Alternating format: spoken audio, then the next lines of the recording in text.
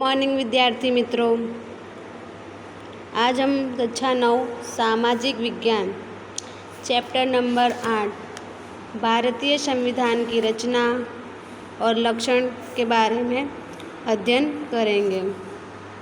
इसके पहले वाले वीडियो में हमने भारतीय संविधान के मूलभूत लक्षण, जिसमें 14 लक्षण हैं, उसमें से हमने 4 लक्षणों की चर्चा की थी। उसके बाद हम आगे के लक्षण पर चर्चा करेंगे, जिसमें से सत्ताएं रह गई, यानी अतिरिक्त सत्ताएं। ठीक है, ये मजबूत केंद्र वाला समवाय तंत्र है, जिसमें 3 प्रकार के समवाय तंत्र हैं, जिसमें संघ सूची है, राज्य सूची, संयुक्त सूची। इसके अतिरिक्त शेष सत्ताएं हैं। तो इस पर कानून बनाने का अधिकार किसका है? तो जिन विषयों के संदर्भ में केंद्र तथा राज्यों के बीच सत्ता का स्पष्ट विभाजन नहीं किया जा सका हो, ऐसे विषयों का समावेश शेष सत्ता में किया गया है। ये क्वेश्चन बनता है कि शेष सत्ताएं किसे कहते हैं अथवा शेष सत्ताएं अर्थात क्या? तो आप इस प्रकार शेष सत्ताएं क्या होती लिख सकते हैं, जैसे कि जिन विषयों के संदर्भ में केंद्र तथा राज्यों के बीच सत्ता का स्पष्ट विभाजन नहीं किया गया हो, ऐसे विषयों का समावेश शेष सत्ता में किया जाता है। इन अतिरिक्त विषयों अथवा शेष सत्ता में शामिल विषयों पर कानून का निर्माण करना या उसमें परिवर्तन करने की संपूर्ण सत्ता केंद्र सरकार को प्राप्त है। ठीक है, जो शेष सत्ताएं हैं उस पर किसी भी विषय पर कानून बनाना है या उसमें परिवर्तन करना है, तो ये कौन कर सकता है? केंद्र सरकार कर सकती है, राज्य सरकार नहीं। ठीक है, भारत में केंद्र सरकार तथा राज्य सरकारों के बीच वित्तीय साधनों का भी विभाजन किया गया है। वित्तीय मतलब पैसे की आवक जावक। ठीक है, तो वित्तीय साधनों का भी विभाजन किया गया है, जैसे कि उत्पाद शुल्क, यानी वस्तुओं का उत्पादन होता है उसका शुल्क, आयात निर्यात कर, विदेशों से वस्तुओं का आयात निर्यात होता है, वस्तु मंगाना बेचना, उसका जो टैक्स है वो, आयकर आदि। अधिक आय प्राप्त करने वाले, जिसमें से ज़्यादा आय प्राप्त होती है, ऐसे करों को लगाने का अधिकार केंद्र सरकार को प्राप्त है। जबकि विक्रय कर हो, यानी वस्तुओं को बेचने का जो कर है, मनोरंजन कर है, राजस्व, शिक्षण कर जैसे कम आय वाले करों को लगाने का अधिकार राज्य सरकार को प्रदान किया गया है। यानी राज्य सरकार के पास कम आय वाले कर पर अधिकार होता है, जबकि केंद्र सरकार के पास अधिक कर प्राप्त हो, ऐसे करों को लगाने का अधिकार केंद्र सरकार के पास है। इसलिए राज्यों को केंद्र से अनुदान के रूप में प्राप्त होने वाली सहायता पर आधार रखना पड़ता है। ठीक है, क्योंकि राज्य सरकार के पास कम आय वाले कर होते हैं, उस पर अधिकार होता है, तो उन्हें जब अधिक आय की ज़रूरत होती है तब वो केंद्र से अनुदान के रूप में प्राप्त होने वाली सहायता पर आधार रखते हैं। उसके बाद संविधान के लक्षण में हम 5वां लक्षण देखेंगे, आपातकाल के दौरान एक तंत्रीय व्यवस्था। तो भारतीय संविधान में 3 प्रकार के आपातकाल का प्रावधान किया गया है, जिसमें पहला है युद्ध, बाह्य आक्रमण या सशस्त्र सेनाओं द्वारा विद्रोह की परिस्थिति में जब राष्ट्रीय सुरक्षा खतरे में हो, उस समय राष्ट्रीय आपातकाल घोषित किया जा सकता है। ठीक है, कब किया जा सकता है? जब युद्ध हो, बाह्य आक्रमण हो या सशस्त्र सेनाओं द्वारा विद्रोह हो, ऐसी परिस्थिति का निर्माण हो, तब राष्ट्रीय सुरक्षा जैसे खतरे में महसूस हो रही है कि अब राष्ट्रीय सुरक्षा को नुकसान पहुंचने वाला, उस समय राष्ट्रीय आपातकाल घोषित किया जा सकता है। दूसरा है राज्य में कानून और व्यवस्था की स्थिति भंग हो रही हो। ठीक है, किसी कारणवश राज्य में कानून और व्यवस्था की स्थिति भंग हो रही हो अथवा संवैधानिक व्यवस्थाओं के अनुसार राज्य सरकार प्रशासन नहीं कर रही हो तो केंद्र सरकार संवैधानिक आपातकाल घोषित कर राज्य में राष्ट्रपति शासन लागू कर सकती है। तीसरा, सतत मूल्य वृद्धि के कारण, यानी लगातार मूल्य वृद्धि हो रही, वस्तुओं की भाव में वृद्धि हो रही हो तो उस कारण देश की अर्थव्यवस्था तेज़ी से कमज़ोर होने लगती है। उस समय देश में वित्तीय आपातकाल घोषित किया जा सकता है। ठीक है, तो इस प्रकार 3 प्रकार के आपातकाल का प्रावधान संविधान में किया गया है। छठा, संसदीय शासन पद्धति। संसदीय शासन पद्धति क्या है? तो जनता द्वारा चुने गए प्रतिनिधियों से लोकसभा की रचना होती है। ठीक है, भारत लोकतंत्रात्मक देश है, इसमें संपूर्ण सत्ता जनता के पास होती है, तो जनता द्वारा ही प्रतिनिधि चुने जाते हैं।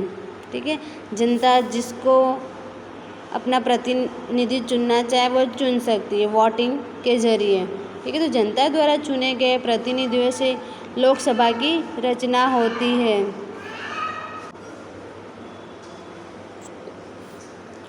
लोकतंत्र में लोकसभा ही वास्तविक सत्ता होती है। संसद के 2 सदन हैं। पहला है ऊपरी सदन, जिसे राज्यसभा कहते हैं, तथा दूसरा है निचला सदन, जिसे लोकसभा कहते हैं। ठीक है, ये संसद के 2 सदन हैं। काफ़ी बार एग्जाम में पूछे जाते हैं कि संसद के निचले सदन का नाम बोलिए या बताइए, या संसद के ऊपरी सदन का नाम बताइए। तो आपको याद रखना, ऊपरी सदन क्या है? राज्यसभा, तथा निचली सदन है लोकसभा। संसद सदस्यों में से मंत्रिमंडल की रचना होती है। ठीक है, यानी जो मंत्रिमंडल की रचना होती है वो कहाँ से होती है? संसद के जो सदस्य होते हैं उसमें से ही मंत्रिमंडल की रचना होती है। मंत्रिमंडल संसद के प्रति जवाबदार होता है। मंत्रिमंडल को जब तक लोकसभा में विश्वास मत प्राप्त होता है तब तक वह सत्ता पर रह सकता है। यदि विश्वास टूटा तो मंत्रिमंडल वहाँ पर समाप्त हो जाता है, फिर से नई वोटिंग होती है और नए सरकार बनते हैं। संसदीय सरकार संयुक्त उत्तरदायित्व के सिद्धांत पर कार्य करता है। मंत्रिमंडल द्वारा अनेक महत्वपूर्ण निर्णय लिए जाते हैं। ठीक है, जो मंत्रिमंडल है उनके द्वारा बहुत सारे निर्णय लिए जाते हैं। केंद्र में प्रशासन राष्ट्रपति के नाम से होता है तथा राज्यों का प्रशासन राज्यपाल, जिसे गवर्नर भी कहते हैं, तो उसके नाम से होता है। ये बात आपको ध्यान रखनी है। ठीक है, केंद्र प्रशासन किसके नाम से चलता है? राष्ट्रपति के नाम से। जबकि राज्य में किसके नाम से चलता है? राज्यपाल के नाम से।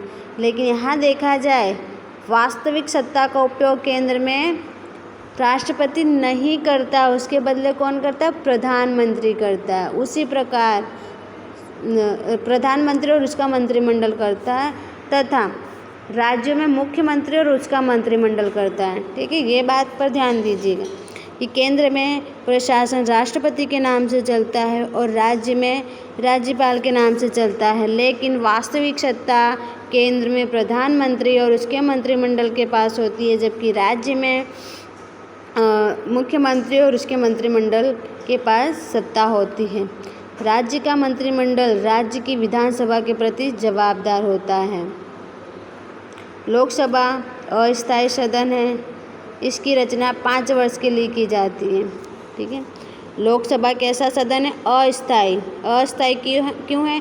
क्योंकि वो 5 वर्ष के लिए ही अपने पद पर बने रह सकते हैं, फिर से नई सरकार बनती है, वोटिंग होती है, नई सरकार बनती है, इसलिए लोकसभा अस्थायी सदन है, स्थिर नहीं है। जबकि राज्यसभा के सदस्यों का चुनाव राज्यों की विधानसभा के चुने हुए सदस्यों के द्वारा किया जाता है। ठीक है, यहाँ राज्यसभा के सदस्यों का चुनाव राज्यों की विधानसभा के चुने हुए सदस्यों के द्वारा किया जाता है, जबकि लोकसभा की रचना जनता के द्वारा चुने हुए प्रतिनिधियों के द्वारा की जाती है। ठीक है, राज्यसभा में विविध क्षेत्रों के विशेषज्ञ अनुभवी ऐसे 12 लोगों को राष्ट्रपति राज्यसभा में सदस्य के रूप में मनोनीत करता है। ये भी बहुत महत्वपूर्ण क्वेश्चन है कि राज्यसभा में राष्ट्रपति कितने सदस्यों को मनोनीत करता है। तो ऐसे 12 विशेषज्ञ सदस्यों को राष्ट्रपति राज्यसभा में मनोनीत करता है, यानी उन्हें चुनता है। राज्यसभा स्थायी सदन है, स्थिर सदन है। क्यों? क्योंकि उसके 1/3 सदस्य हर दूसरे वर्ष निवृत्त होते हैं। ठीक है, उसके 1/3 सदस्य हर दूसरे वर्ष निवृत्त होते हैं और उतने ही नए सदस्यों का चुनाव होता है। इस प्रकार राज्यसभा के सदस्यों का कार्यकाल 6 वर्ष होता है, यहाँ ध्यान देना। ठीक है, लोकसभा के सदस्यों का कार्यकाल कितने वर्ष का होता है? 5 वर्ष होता है, जबकि राज्यसभा के सदस्यों का कार्यकाल 6 वर्ष होता है। लोकसभा की तुलना में राज्यसभा की सत्ताएं कम हैं, जबकि लोकसभा की सत्ताएं महत्वपूर्ण, सर्वोपरि तथा निर्णायक होती हैं। ठीक है, भले राज्यसभा ऊपरी सदन है और लोकसभा निचला सदन है, लेकिन यहाँ जो सत्ताएं हैं वह सत्ताएं लोकसभा के पास अधिक हैं। उसकी सत्ताएं महत्वपूर्ण है, सर्वोपरि और निर्णायक हैं, जबकि राज्यसभा की सत्ताएं कम हैं। ठीक है, इसके बारे में हम विशेष चर्चा करेंगे नेक्स्ट चैप्टर में। आगे हम देखते हैं 7वां लक्षण, स्वतंत्र, निष्पक्ष तथा सुग्रथित न्यायतंत्र। ठीक है, भारत देश का जो न्याय तंत्र है वो कैसा है? एक तो खुद स्वतंत्र है, ठीक है, निष्पक्ष, किसी के पक्ष में न होकर तटस्थ होकर कार्य करता है, सुग्रथित है, यानी एक ग्रंथ में जुड़ा हुआ है। ठीक है, तो स्वतंत्र, निष्पक्ष तथा सुग्रथित न्यायतंत्र। संवैधानिक व्यवस्थाओं के अनुसार भारत में स्वतंत्र, निष्पक्ष, संलग्न तथा सुग्रथित न्यायपालिका की व्यवस्था की गई है, जिसमें सबसे ऊपर सर्वोच्च न्यायालय होता है। ठीक है, सबसे ऊपर कौन सा न्यायालय होता है? सर्वोच्च न्यायालय, जिसे उच्चतम न्यायालय भी कहा जाता है, जो दिल्ली में है। ठीक है, सर्वोच्च न्यायालय एक ही होता है। बीच में अर्थात राज्य स्तर पर उच्च न्यायालय होता है। ठीक है, जिसे हाई कोर्ट कहते हैं। यहाँ सर्वोच्च न्यायालय को सुप्रीम कोर्ट भी कहा जाता है और राज्य स्तर पर जो न्यायालय होते हैं उसे हाई कोर्ट कहा जाता है। तो राज्य स्तर पर कौन सा न्यायालय होता है? उच्च न्यायालय होता है, तथा निचले स्तर पर जिला न्यायालय और अधीनस्थ न्यायालय होते हैं। इसके उपरांत विशेष न्यायालय होते हैं। सर्वोच्च न्यायालय का फैसला भारत के सभी न्यायालयों को मान्य होता है, यानी ये सर्वोच्च न्यायालय जो भी फैसला दे, जो भी निर्णय ले, वो राज्य स्तर की उच्च न्यायालय, जिला न्यायालय, अधीनस्थ न्यायालय, यानी भारत देश की जो भी न्यायालय हैं निचले, उन सभी को मान्य होता है। संघ सरकार तथा राज्य सरकारों के बीच संवैधानिक मामलों या किसी कानून के अर्थघटन से संबंधित उत्पन्न हुए विवाद को हल करने की अंतिम सत्ता सर्वोच्च न्यायालय को प्राप्त है। यानी जो भी अंतिम निर्णय सर्वोच्च न्यायालय ले वो किसके पास? वो सर्वोच्च न्यायालय के पास होती है। वो जो भी फैसला दे वो राज्य सरकार और संघ सरकार को मानना होता है। न्यायपालिका कार्यपालिका से स्वतंत्र होती है। कार्यपालिका अर्थात कौन? राष्ट्रपति, प्रधानमंत्री, मुख्यमंत्री, राज्यपाल, उनका मंत्रिमंडल वगैरह कार्यपालिका में होते हैं, तो उनसे न्यायपालिका स्वतंत्र होता है, वो किसी के पक्ष में नहीं होता है। संविधान के संरक्षक के रूप में न्यायपालिका नागरिकों के मूलभूत अधिकारों की सुरक्षा करती है। ठीक है, तो इस प्रकार ये 7वां लक्षण पूरा हुआ। अब 8वां हम देखेंगे, संविधान संशोधक उपबंध। ठीक है, तो भारतीय संविधान विश्व के दूसरे देशों की संविधान की तुलना में परिवर्तनशील है। कैसा है भारत का संविधान? अन्य देशों की तुलना में परिवर्तनशील है, यानी इसमें समय के अनुसार संविधान में थोड़ा बहुत परिवर्तन किया जाता है। समय और संजोगों के अनुसार समय समय पर संविधान में परिवर्तन की आवश्यकता पड़ती है। लोगों की अपेक्षाओं, आकांक्षाओं, इच्छाओं के आधार पर इसमें परिवर्तन की आवश्यकता पड़ती है। संविधान में सुधार से संबंधित धाराओं को 3 भागों में बांटा गया है। यानी संविधान में कुछ सुधार करना है तो किस प्रकार से किया जा सकता है, किसकी अनुमति आवश्यक है। ठीक है, तो इसमें हम पहला देखेंगे, कुछ ऐसी परिस्थिति हो जिसमें संसद में उपस्थित तथा मतदान में भाग लेने वाले सदस्यों के सामान्य बहुमति से सुधार किया जा सकता है। ठीक है, यानी संसद में जितने भी सदस्य उपस्थित हैं प्लस उसमें जो मतदान में भाग लेने वाले सदस्य हैं उनकी सामान्य बहुमति से सुधार किया जा सकता है। दूसरा है, कुछ परिस्थितियों में संसद के दोनों सदनों के सदस्यों की बहुमति तथा उपस्थित और मतदान में भाग लेने वाले सदस्यों की 2/3 सदस्यों की स्पष्ट बहुमति द्वारा संविधान में परिवर्तन किया जा सकता है। तीसरा है, संविधान के कुछ भाग में सुधार करने के लिए संसद के दोनों सदनों की बहुमति, उसी प्रकार उपस्थित तथा मतदान में भाग लेने वाले सदस्यों की 2/3 बहुमत के साथ आधे से अधिक राज्यों की विधानसभा की स्वीकृति आवश्यक है। ठीक है, इस प्रकार ये 3 तरह से बांटा गया है। यदि केंद्र तथा राज्यों के आंतरिक संबंध या उच्च न्यायालय के स्वरूप में परिवर्तन करना हो तो आधे से अधिक राज्यों की स्वीकृति आवश्यक है। ठीक है, केंद्र हो या राज्य हो, इसके आंतरिक संबंध तथा उच्च न्यायालय के स्वरूप में कोई परिवर्तन करना हो तो आधे से अधिक राज्यों की स्वीकृति आवश्यक है। यदि वो स्वीकृति ना दे तो परिवर्तन नहीं किया जा सकता है। न्यायालय के फैसले के आधार पर भी संविधान में सुधार किया जा सकता है। ठीक है, सर्वोच्च न्यायालय है, उस जो फैसला दे उसके आधार पर भी संविधान में सुधार किया जा सकता है। संविधान के मूलभूत स्वरूप में कोई परिवर्तन नहीं किया जा सकता। कुछ मामलों में संसद की सामान्य बहुमति से किए जाने वाले परिवर्तन के कारण भारतीय संविधान परिवर्तनशील तथा लचीला माना जाता है। ये क्वेश्चन आता है कि भारत का संविधान परिवर्तनशील तथा लचीला क्यों है।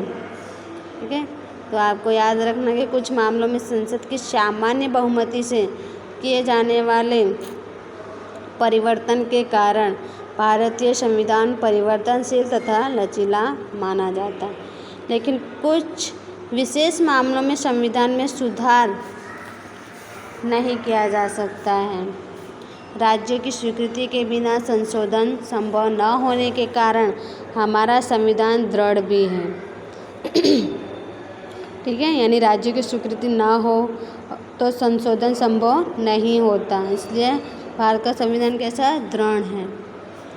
यद्यपि दोनों का मिश्रण भारतीय संविधान का सर्वप्रमुख लक्षण है।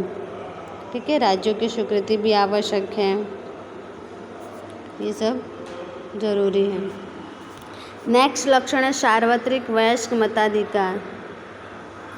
ठीक है, मत देने का अधिकार किसे है, कौन दे सकता है।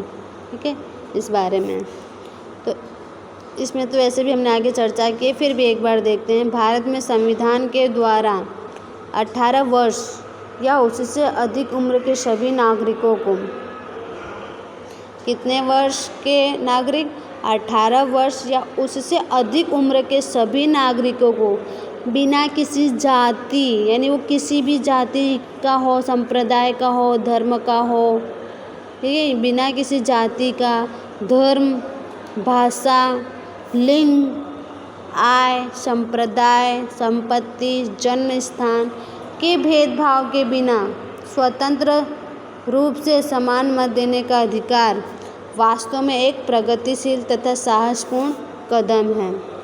ठीक है, यानी भारत का नागरिक जिसकी उम्र 18 वर्ष है या उससे अधिक है, वो किसी भी जाति का है, ब्राह्मण है, वैश्य, शूद्र है, किसी भी जाति का है, किसी भी धर्म का, हिंदू, मुस्लिम, सिख, ईसाई, पारसी, जैन, किसी भी धर्म का है, भाषा कोई भी भाषा उसे कोई भी भाषा का हो, ठीक है, उर्दू है, हिंदी है, इंग्लिश है, मराठी, मद्रासी, बंगाली, फिर लिंग स्त्री हो या पुरुष, आय वो चाहे ज़्यादा कमाता हो, कम कमाता हो, नहीं कमाता हो, गरीब हो, अमीर हो, कोई भी व्यक्ति, संप्रदाय, संपत्ति, उसके पास संपत्ति हो ना हो, भारत के किसी भी कोने में जन्मा हो, ठीक है, केरल में जन्मा हो, राजस्थान में जन्मा हो, गुजरात में जन्मा हो, इसके किसी भी प्रकार के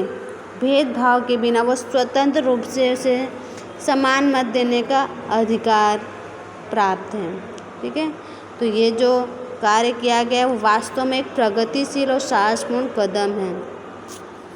मत देने के अधिकार के कारण लोकतंत्र में प्रत्येक नागरिक को मतदान द्वारा अपना मनपसंद उम्मीदवार चुनने का अधिकार है, ठीक है।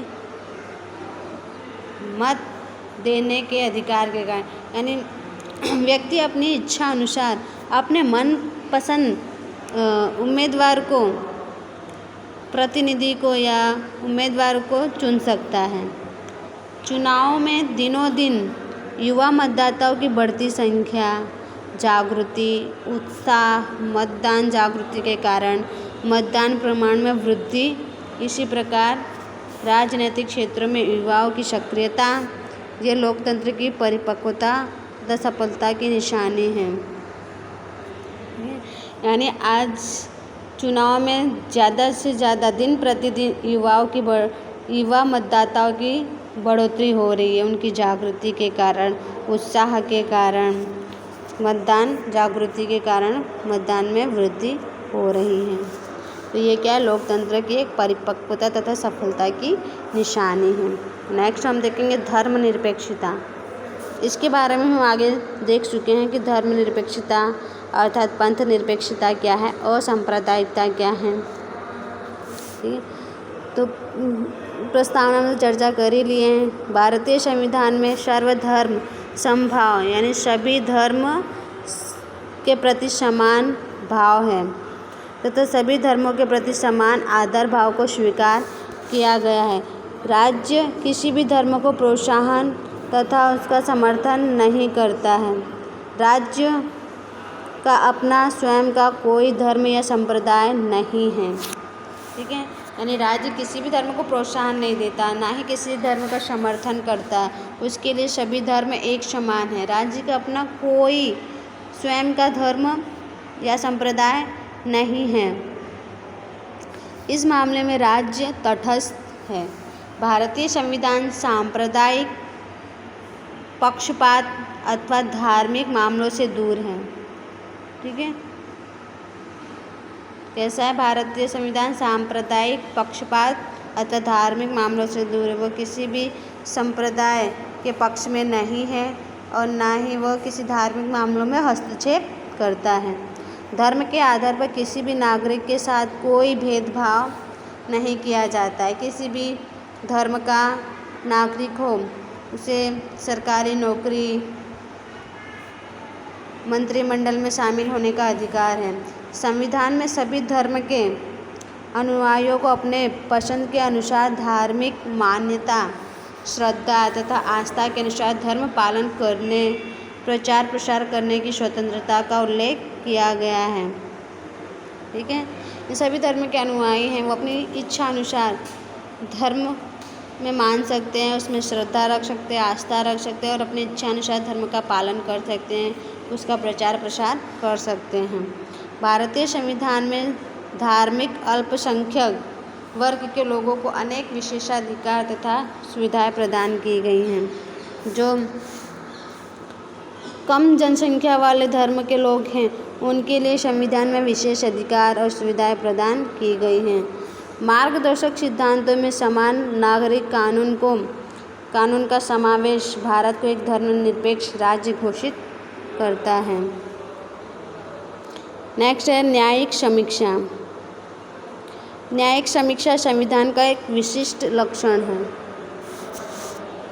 केंद्र सरकार तथा राज्य सरकारों द्वारा अपने अपने कार्य क्षेत्र के अधीन जो कार्य या प्रशासन किया जाता है उस पर निगरानी रखने का उत्तरदायित्व न्यायालय को सौंपा गया है। ठीक है, जैसे केंद्र सरकार है, राज्य सरकार है, इनके बीच कार्य क्षेत्र का विभाजन कर दिया गया है। तो उनके अंतर्गत जो भी कार्य क्षेत्र आते हैं, जो भी कार्य क्षेत्र उनके अधीन है, उस पर कार्य या प्रशासन किया जाता है।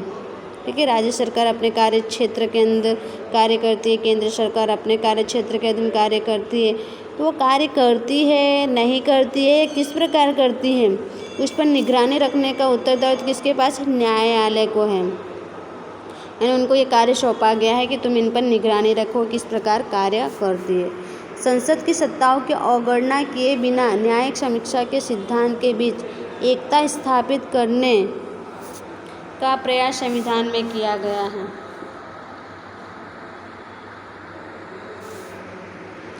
संसद अथवा विधानसभा द्वारा निर्मित कानूनों तथा अध्यादेशों, प्रशासनिक आदेशों, न्यायिक फैसलों तथा संवैधानिक सुधारों की समीक्षा करने की सत्ता न्यायालय को सौंपी गई है। ठीक है, संसद या विधानसभा द्वारा जो भी कानून का निर्माण किया जाता है, जो आदेश दिया जाता है या प्रशासनिक आदेश दिया जाता है, कोई न्यायिक फैसला हो, संविधान सुधारों की समीक्षा करनी हो, तो उसकी जो भी सत्ता है वो न्यायालय को सौंपी गई है कि वो संविधान के साथ सुसंगत है या नहीं है। वो सब जानकारी प्राप्त करने का अधिकार न्यायालय को है। अगर न्यायालय को विश्वास हो कि बनाए गए कानून, संशोधन तथा जारी किए गए अध्यादेश संविधान के मूलभूत सिद्धांतों के साथ सुसंगत नहीं है, तो न्यायालय उसे असंवैधानिक घोषित कर के रद्द कर सकता है। ठीक है, या केंद्र सरकार हो या राज्य सरकार, वो कोई भी कानून का निर्माण कर रही है, संशोधन कर रही है, ठीक है, या आदेश दे रही है, अगर वो संविधान के मूलभूत सिद्धांतों के साथ सुसंगत नहीं है, मेल नहीं खाता है, तो न्यायालय उसे असंवैधानिक घोषित करके उसे रद्द कर सकता है। ठीक है, तो यह है न्यायिक समीक्षा। नेक्स्ट, मूलभूत अधिकार और कर्तव्य।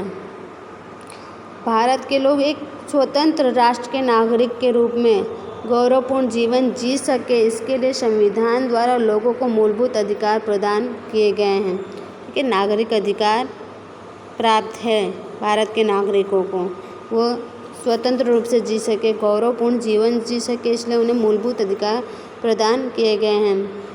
ठीक है, मूलभूत अधिकारों की चर्चा हम नेक्स्ट पीरियड में करेंगे। नागरिकों के सर्वांगीण विकास के साथ राष्ट्र के विकास के आवश्यक स्वतंत्रताओं की पुष्टि के साथ अधिकार और कर्तव्य वो लोकतंत्रात्मक समाज की बहुमूल्य पूंजी है।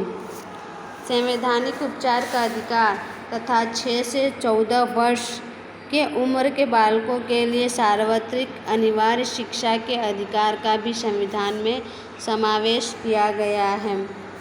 ठीक है, यानी प्रत्येक बालक जिसकी उम्र 6 से 14 वर्ष की है उसे सार्वत्रिक अनिवार्य शिक्षा के अधिकार प्राप्त हैं, यानी वो उसे शिक्षा लेना ही है 6 से 14 उम्र के बच्चों को। ठीक है, फर्जियात सार्वत्रिक है।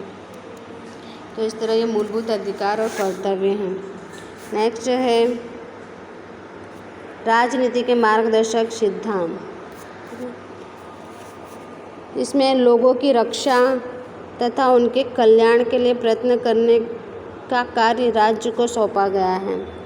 ठीक है, यानी लोगों की रक्षा की जाए, उनके कल्याण के लिए प्रयत्न किया जाए, वो कार्य राज्य को सौंपा गया है। राज्यों का प्रशासन तथा नीतियों के निर्माण में राजनीति के मार्गदर्शक सिद्धांत राज्यों को आवश्यक मार्गदर्शन देते हैं। ठीक है, राजनीति के मार्गदर्शक सिद्धांत का समावेश संविधान में किया गया और उसके अंदर डिटेल में माहिती प्राप्त होती है, तो उसके जरिए आवश्यक मार्गदर्शन राज्यों को प्राप्त होता है, जिसके कारण इन सिद्धांतों को मार्गदर्शक सिद्धांत कहा जाता है। नेक्स्ट है पिछड़े वर्गों तथा आदिवासी जातियों के लिए विशेष व्यवस्थाएं। जो पिछड़े वर्ग के लोग हैं, आदिवासी जाति हैं, ठीक है, उनके लिए सरकार ने क्या व्यवस्था की है, संविधान में क्या व्यवस्थाएं बताई गई हैं, उसके बारे में यहाँ बताया गया। समाज के पिछड़े वर्गों अथवा पिछड़ी जाति तथा विकास में पीछे रह गए समूहों के उत्कर्ष के लिए तथा उन्हें सामान्य प्रवाह में जुड़ने के लिए सक्षम बनाने हेतु संविधान में विशेष व्यवस्थाएं की गई हैं, ताकि जो पिछड़े वर्ग के लोग हैं, आदिवासी लोग, वो भी सामान्य प्रवाह में जुड़ सके। लोगों जो सामान्य लोग हैं उनके समान वह आ सके, जो सुविधा उनको मिल रही है वही सुविधा उन्हें भी प्राप्त हो, उसकी व्यवस्थाएं की गई हैं। विधानसभाओं, स्थानीय स्वराज की संस्थाओं के निर्वाचन में इन्हें पर्याप्त राजकीय प्रतिनिधित्व प्राप्त हो, इसलिए कुछ सीटें इनके लिए आरक्षित रखी जाती हैं, ठीक है। विधानसभा, स्थानीय स्वराज की संस्थाओं में इनको निर्वाचन के लिए, इनकी नियुक्ति के लिए कुछ सीटें आरक्षित रखी गई है। उस सीट पर ओबीसी, ओपन कैटेगरी के लोग निर्वाचित नहीं हो सकते हैं। वो सीट पर पिछड़े जाति के लोग, पिछड़े वर्ग, आदिवासी, ये उनके लिए होती हैं, ठीक है। तभी भारत में असमानताएं घटेंगी। इन वर्गों के लोगों को सरकारी नौकरियों तथा संवैधानिक संस्थाओं में प्रवेश के लिए समान अवसर प्राप्त हो, इसके लिए निर्धारित सीटों का कुछ भाग इनके लिए आरक्षित रखा जाता है। पिछड़े वर्ग के बालकों के शैक्षणिक विकास के लिए इन्हें छात्रवृत्ति, शुल्क मुक्ति का लाभ तथा अन्य सुविधाएं प्रदान की गई हैं। जो पिछड़े वर्ग के लोग हैं, जो लोग पढ़ लिख नहीं सकते हैं या पढ़ने लिखने के लिए उनके पास पैसे नहीं होते हैं, ठीक है, तो उनके बच्चों के लिए शैक्षणिक विकास के लिए छात्रवृत्ति, यानी बच्चे पढ़ें इसके लिए उन्हें छात्रवृत्ति दी जाती है, पैसे दिए जाते हैं। शुल्क मुक्ति का लाभ, यानी उन्हें मुफ्त फ्री में पढ़ाया जाता है, ठीक है। ये ऐसी सारी अन्य सुविधाएं उन्हें प्राप्त की गई ताकि उनके बच्चे भी आगे शिक्षण ग्रहण कर सके, आगे आ सके, वो भी विधानसभाओं, स्थानीय स्वराज की संस्थाओं में नियुक्त हो सके। इनके लिए संविधान में सकारात्मक भेदभाव अथवा रक्षणात्मक भेदभाव की नीति की विशेष व्यवस्था की गई है, ठीक है। तो विद्यार्थी मित्रों, यहाँ पर अपना चैप्टर नंबर 8 भारतीय संविधान की रचना और लक्षण पूरा होता है, जिसमें हमने भारत के संविधान के बारे में जाना, ठीक है, उसके निर्माण, उसकी रचना कैसे हुई, कितना टाइम लगा, प्रस्तावना क्या है, उसका महत्व क्या है, प्रस्तावना के आधारभूत स्तंभ की चर्चा की और भारतीय संविधान के मूलभूत लक्षणों के भी चर्चा की गई। यदि आपको कहीं भी कुछ समझ में ना आया हो तो आप कमेंट करके पूछ सकते हो। धन्यवाद।